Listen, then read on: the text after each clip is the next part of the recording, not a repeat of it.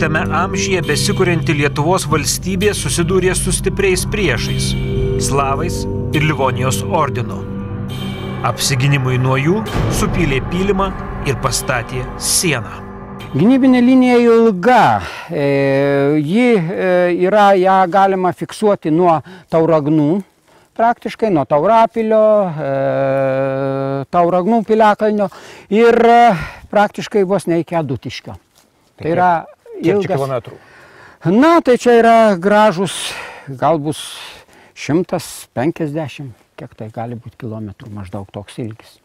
Tai galima sakyti, jog tai yra kaip ir mažoji lietuvių kinų siena.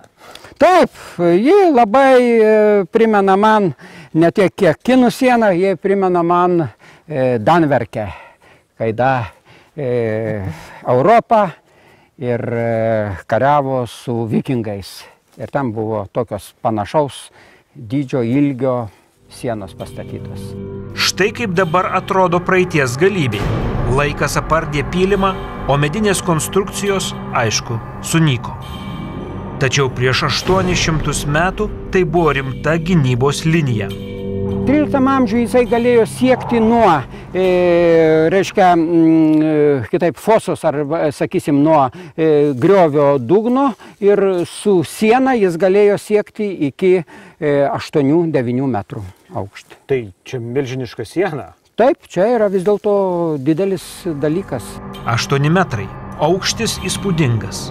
Šis pylimas rodo, kad senovės lietuviai buvo puikūs inžinieriai. Tokią sieną pastatyti ir prižiūrėti reikia daug darbo rankų. Be to, reikia šią sieną kontroliuoti. Tai galėjo padaryti tik besikurianti valstybė. Tokie pylimai formuojami nujaučiant grėsmę.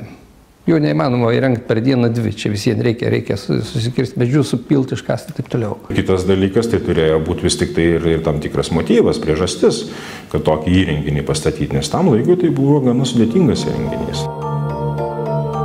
Tai vadinamasis Riekučių senovės gynybinis įtvirtinimas. Jis yra Švenčionių rajone. Atraskite nepažintą Lietuvą kartu su istorijos detektyvais.